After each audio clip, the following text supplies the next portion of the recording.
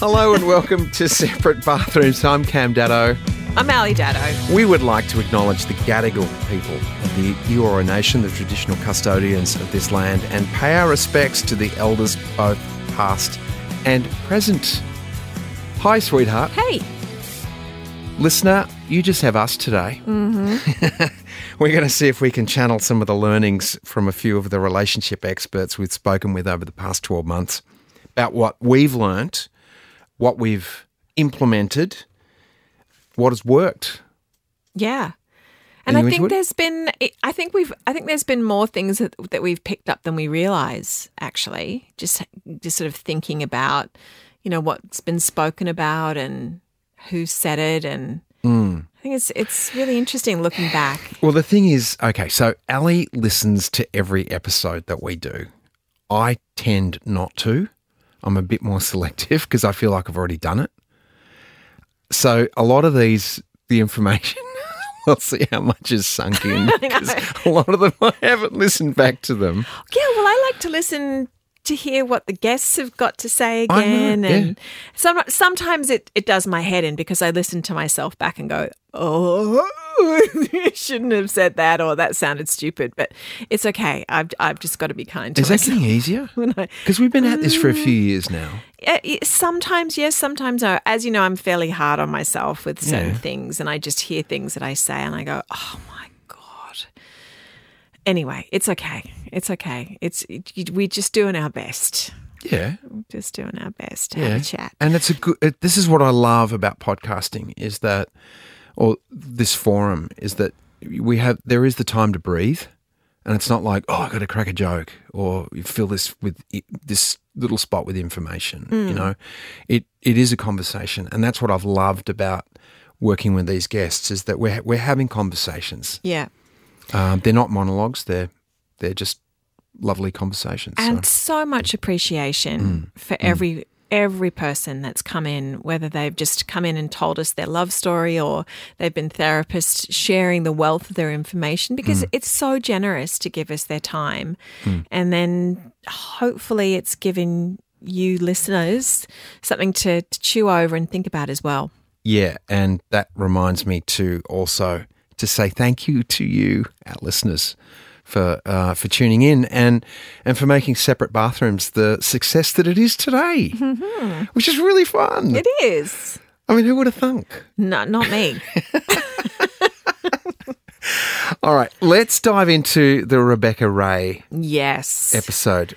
Dear friend. Okay, so she talked about boundaries and she explains how important they are to use language around boundaries. Where are you sitting with this? Yeah, well, that's really helped me set up more self-care. And, you know, like I always say, being a people pleaser, boundaries are hard for me because I never want to disappoint anyone. But putting boundaries in place and saying no, when she framed it as it's actually an excellent act of self-care. An excellent act of self-care. Yeah, okay. Yeah. And when I have done that, and I've done it kindly, it's like I haven't lost any friends or family from putting in the boundaries. So that really helped me just to sort of like this idea that boundaries had to be a harsh line, and she just explained it really beautifully and gave language around that, how it's actually not only is it self-care for me, but it's actually care for the relationship. Yeah. Because if you want that relationship to grow and to be around for a long time, perhaps those boundaries really need to be put in place so you do get to have that friendship for longer. Yeah. So you're not sitting in resentment. You're not sitting in resentment of the other person. So it was really the way she framed it was all about care. Okay.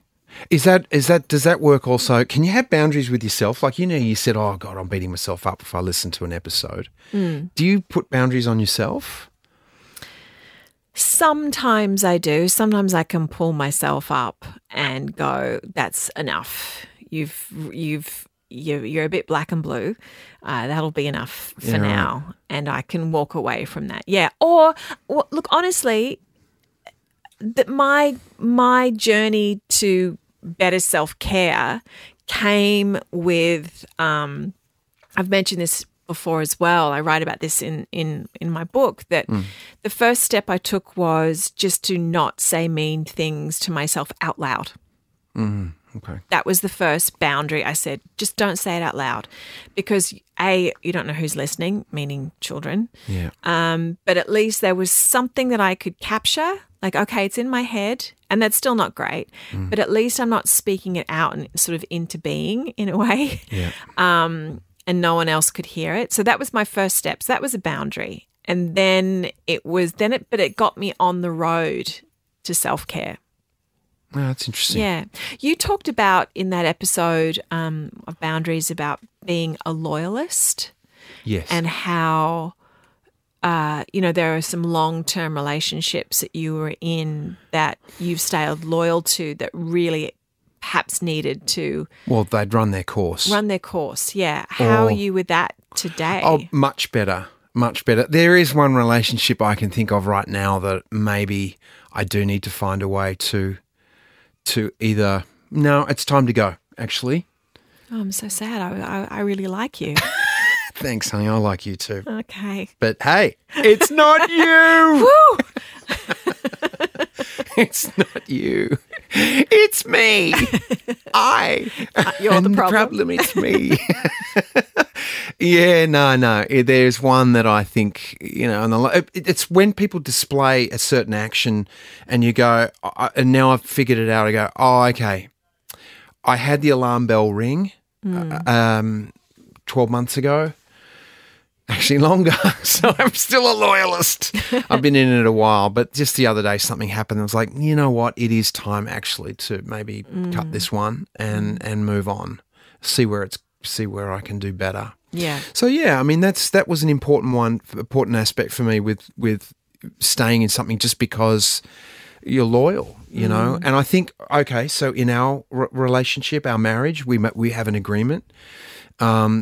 And I am loyal to the agreement, though I think as far as what we go through in our marriage, I'm like, you know what? I get up every day and I'm going, no, I'm choosing this.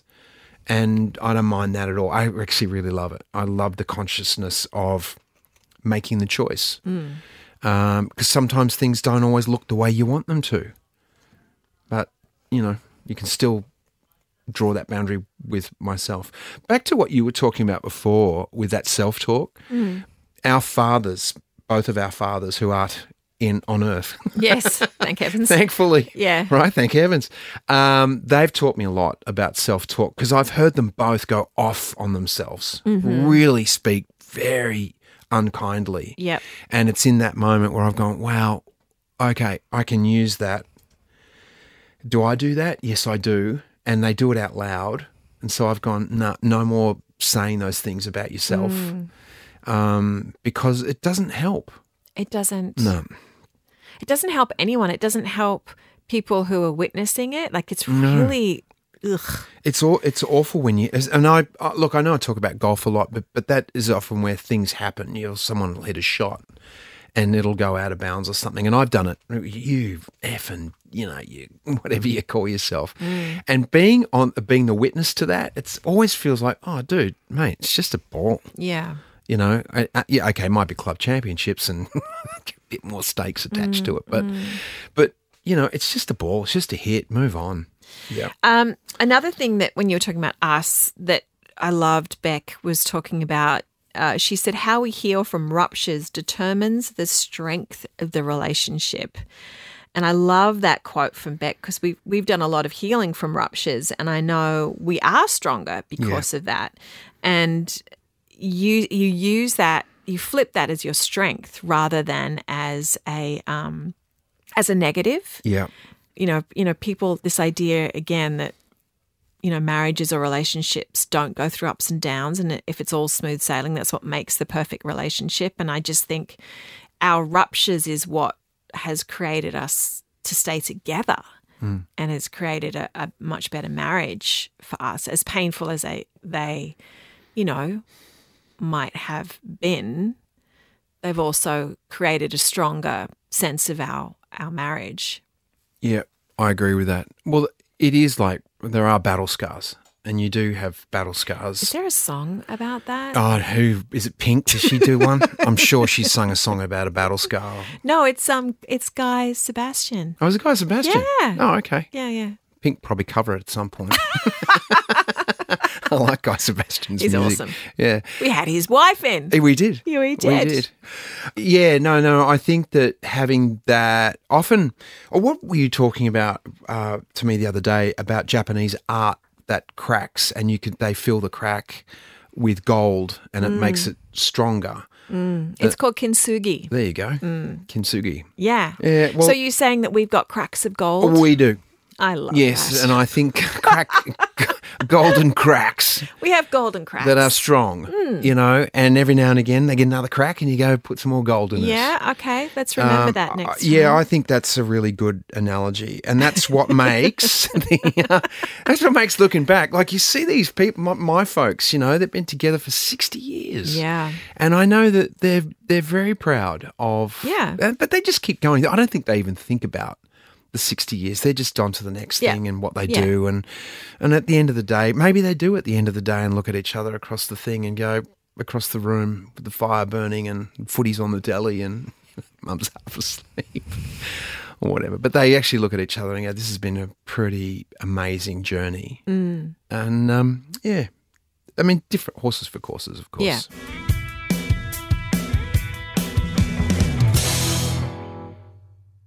We asked Beck what her top 3 tips were for boundaries. Yeah. And this Number is what she said. 1, boundaries are your gift to someone else and a gift to your future self.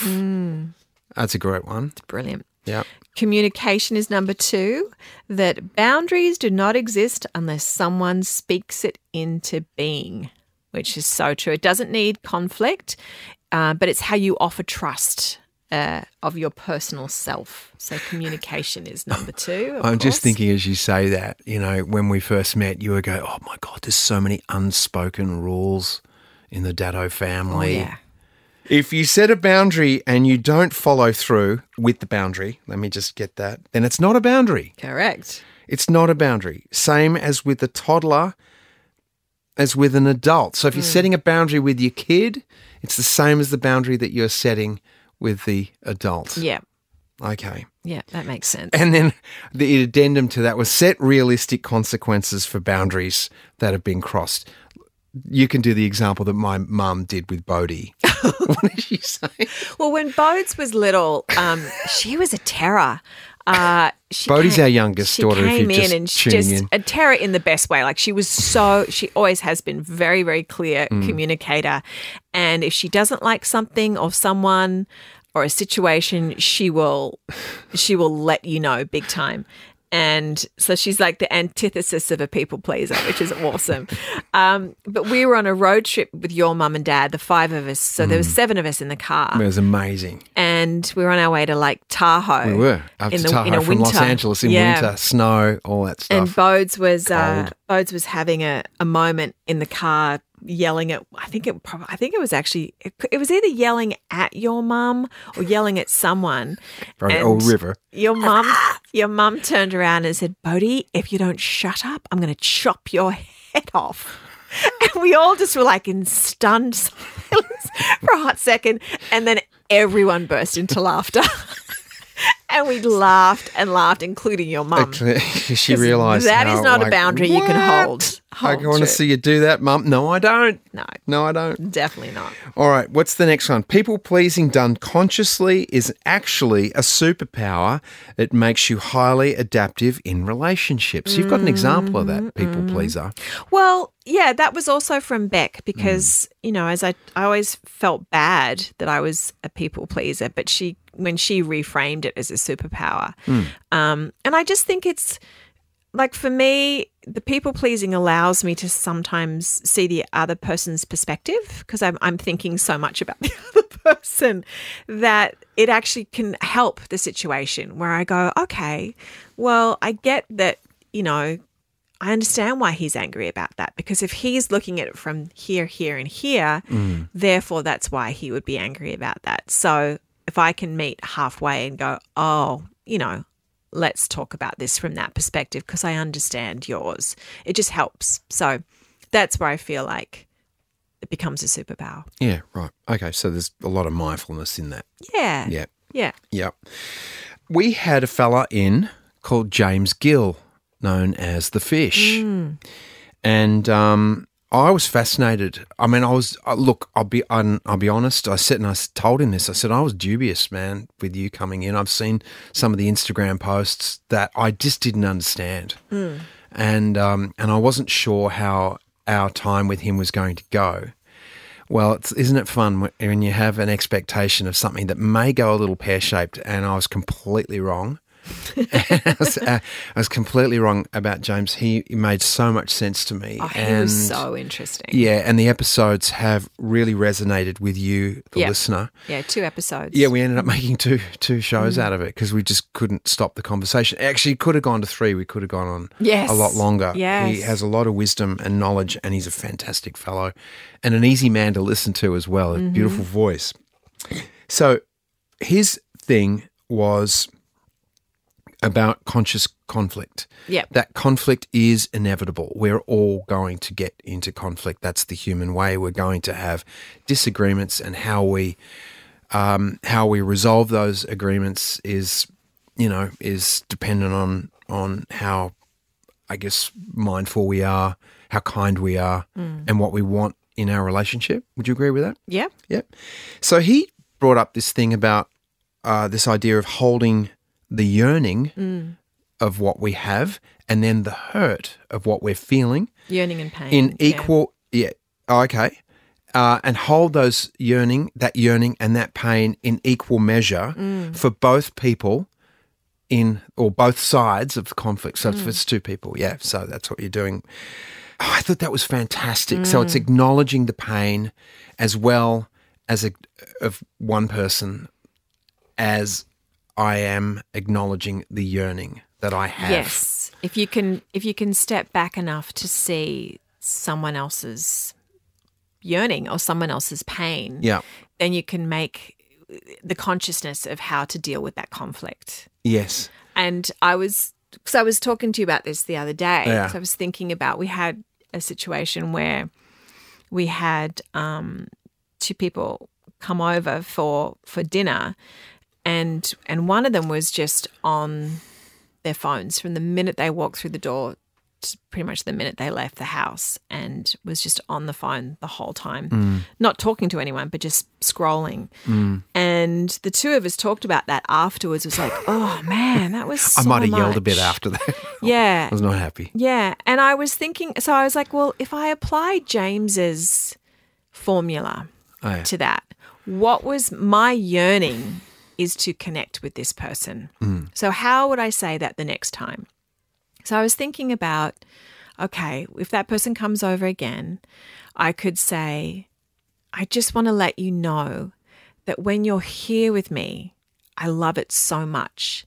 And my desire is to connect with you.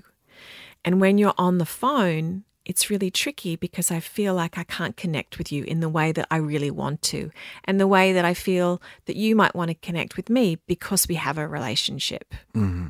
So to say it like that, rather than get off your phone, enough already, I think it would go a lot better. Yeah. Because it's certainly holding my yearning my pain at the same time, because I'm not dismissing the fact that I don't like it. Right. But I'm also talking to the yearning of connection, because that's really what it's about. Yeah. It's I really want to talk to this person. I don't see them all the time. And so that's my yearning. Now, whatever he might come back with, because he might have had a really hard day. And maybe that's another conversation to have. Are you okay? Is there something on the phone that you need to be on the phone for that long for, maybe? I don't know. So you've said that to me before. Yeah. Is there something on that phone that you need to be doing right now? Yeah. Yeah. It's usually your fantasy football. Well, and that's very important.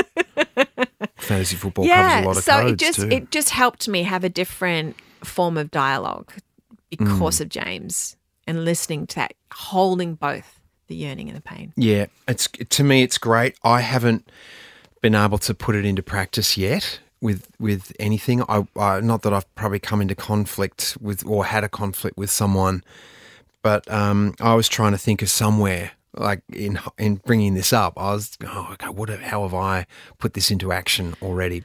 You're in a lot of conflict with our 15-year-old dog that licks himself a lot. Oh my God. If we could think of something. I wish we spoke the same language. Someone's telling me the other day that they are developing an AI program that is going to be able to let us know exactly what dogs are thinking. So do you reckon you could consciously conflict with dogs? Oh, no, just kick him out.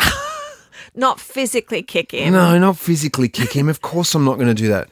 But I don't know. My yearning is for you to stop licking. It's the sound of the licking and the licking of the... Oh, bless him. Oh, it's what's that thing that Bodhi's right into, the ASMR? ASMR, yeah. It's the antithesis of that. Oh, man. I'm sure some people dig that sound, but I don't. You reckon? I don't know anyone that digs that sound. Especially when I'm writing and I'm doing my... And if I'm doing my, if I'm recording something for radio or something, I'm hearing that underneath me. As much as I love him by my feet, he's got to go outside. But I put a cushion out for him now, and he seems to like the cushion, so off he goes, which rolls us into sleep and interruption. Yes. So we had Olivia Arizolo come in. She's a sleep expert. And she talked about there were 3 pillars or 3 chronotypes. Okay. Yeah. So there was the bear, the lion, and the wolf. Yeah.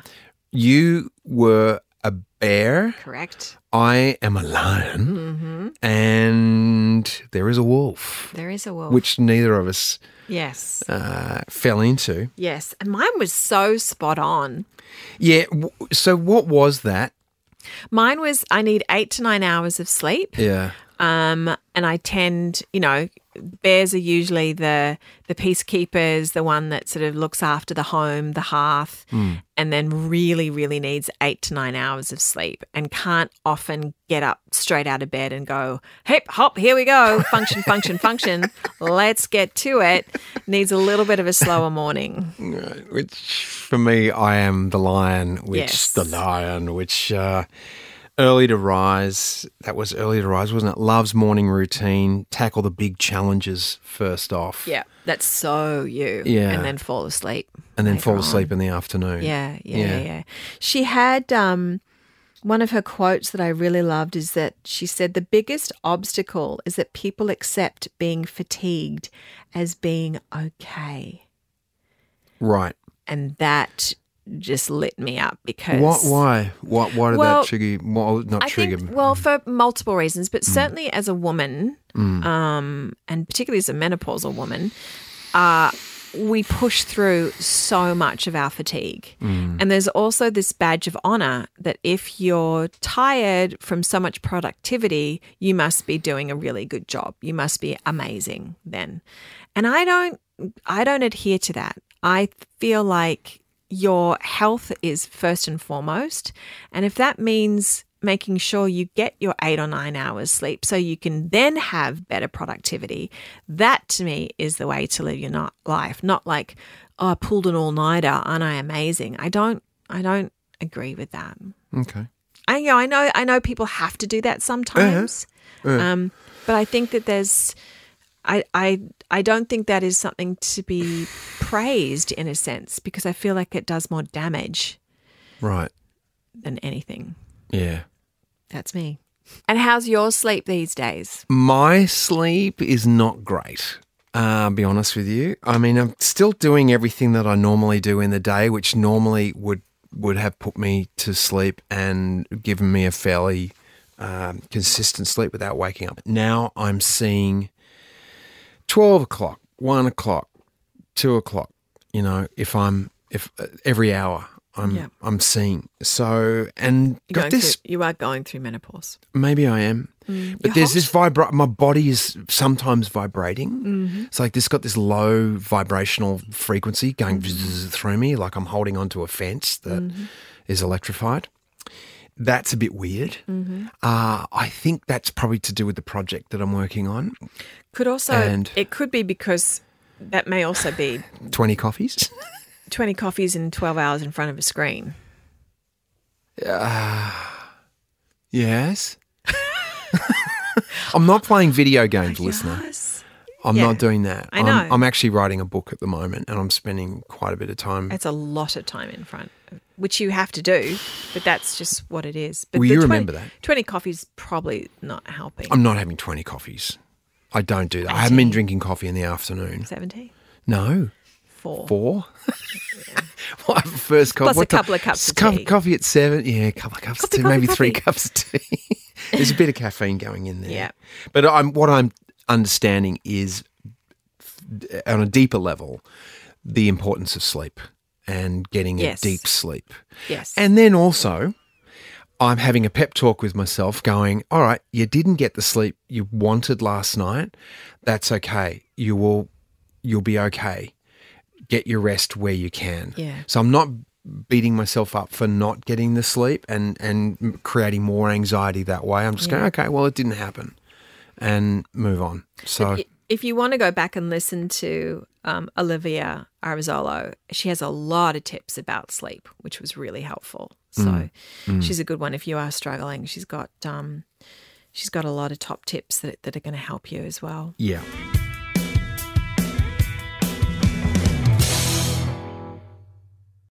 We spoke with Paul and Carly Taylor. Paul with the most fabulous accent. Absolutely, and a great storyteller. Yeah, and they were talking about the importance of resilience for us and building that with our kids. This is something that I've been diving into really with the book that I'm writing that's coming out next year.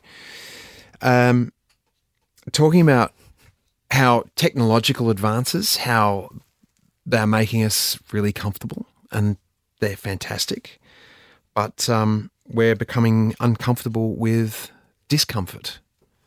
And that is, I think, a concern for us with our, ancestors. You go back there, discomfort was the norm. It created resilience, and it was just up to whatever volume it was turned up to. And and that's to do with problem solving as well. And problem solving for them in the past was their day-to-day life. And how good do we feel when we solve a problem? We feel really good. So, I think that I like that in terms of how what we need to get back to is building that resilience that we have.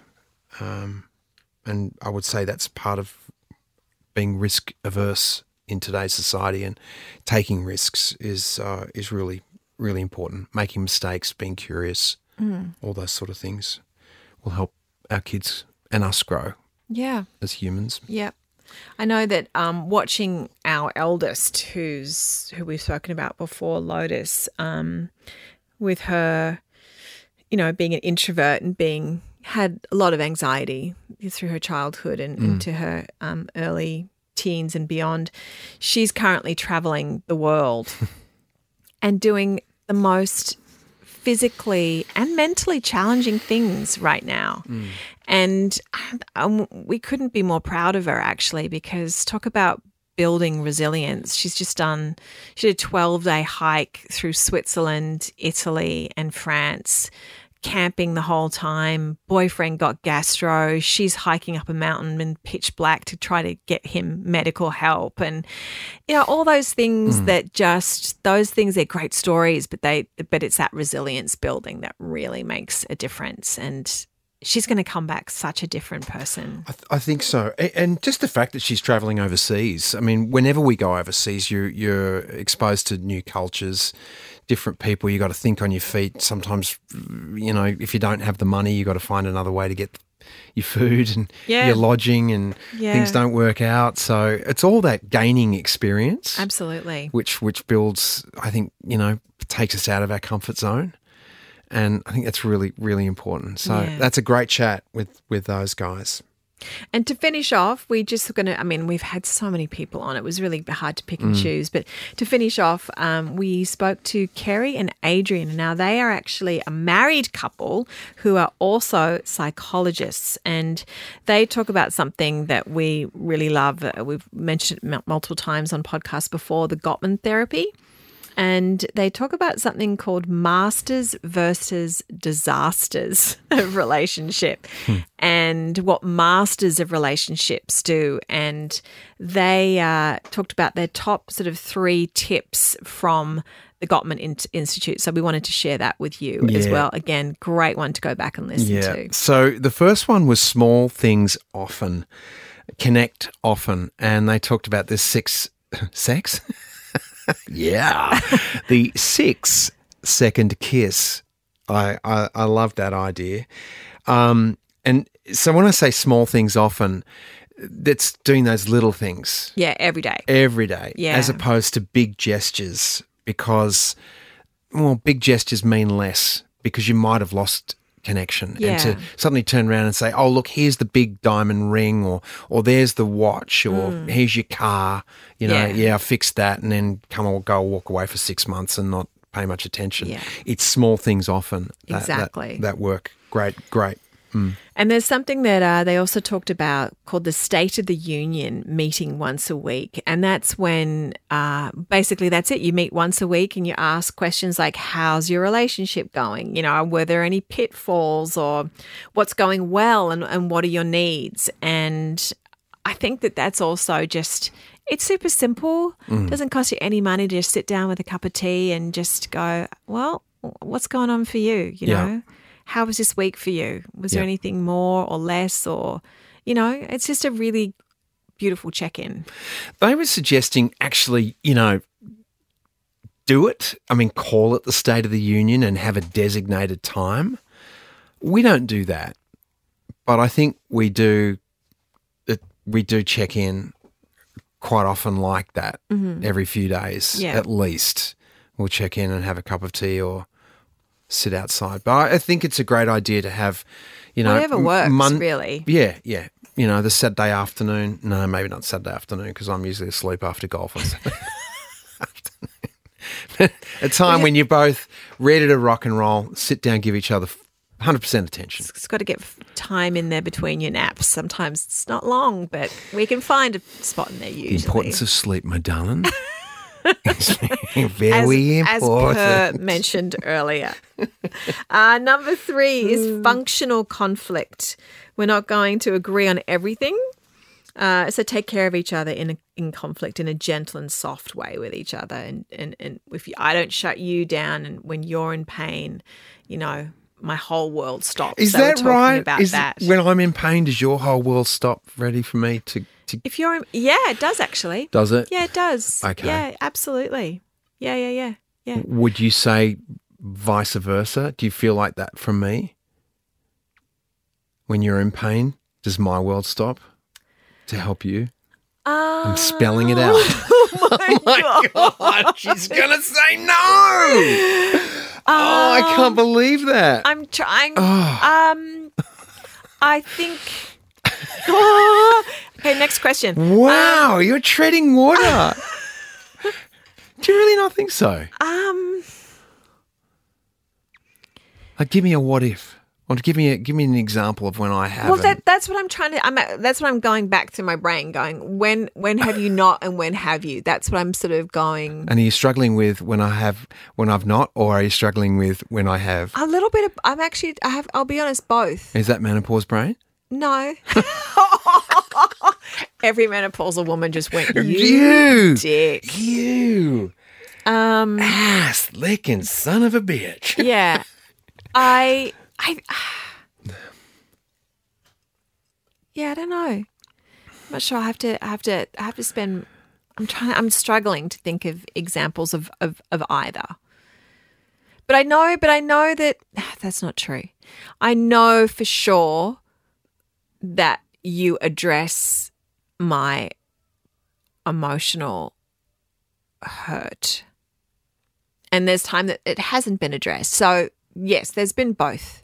Yeah, right. There has definitely been both. Good. For sure. for sure. I'm having insane deja vu right now. Are you? Yeah. Wow. Yeah. I'm not sure what's going to happen. Maybe we win the lottery. But that functional conflict that Yeah. just brings us back round to James Fish Yes. as well. I feel like, you know what I mean. Like that's just we now know how to do functional conflict. Yes. Which I think is awesome. Yes, we do. Yeah. I'm about to say I'm holding equal measures of hurt and yearning right now. Yearning, yeah. And then the other term that I really loved was they talked about bids for connection, to notice the invitations, the small ones, the cups of tea, do you want to walk or I'll make you dinner. Yep. You're very good at those. That I'm giving you lots of kudos for. Oh, thanks, honey. I try hard. Yeah. I cleaned your car this morning. I know. Yeah. I put Armour All on the plastic as well. Thank you. Yeah. No worries. Yeah. I was going to put the car scent in there, but I don't think you like the new car smell that I put in my car. No. Yeah. Okay. Yeah. I'm glad I left that off. And Kerry talked about how we grossly underestimate how important our emotions are, and that we live in a culture where it's easy to make fun of emotions. I think that's so important. That's so true. How we underestimate how important our feelings and our emotions are. How they can drive our physical sense, our workplace, our relationships, our health. Yeah. You know? Well, I understand also from the experience of doing therapy as well, and sitting in a therapy session, and you get to those emotions and to be actually held in those emotions and being allowed to feel them and speak them, knowing that you're safe. And I think that's part of what they're talking about here, that we live in a culture where it's easy to make fun of emotions. If someone's actually expressing something, it's pretty easy to be in any situation where someone's doing it and someone will make a flip comment. Yeah. You know, because they're uncomfortable with the emotions. Yeah. So yeah, it's an interesting thing. Where and when is it appropriate to show emotion? And I guess it's going to be when you're feeling safe, and it's going to be different for everyone. Yeah, that's right. But they are important, aren't they? Yeah. All right. This is us for today on this this look back at some of our professional guests. Yeah. So I hope you got something out of it. Yeah. We certainly have. We're still practicing. Indeed. It is a process. Yeah. Yeah. Yeah. So we'll catch up with you next time on Separate Bathrooms. Thanks for being here with us. And check out those episodes that we mentioned for more information about what we've just sort of given you a little overview of what we learnt. But there's so much more good stuff in there. So thanks so much. Ciao.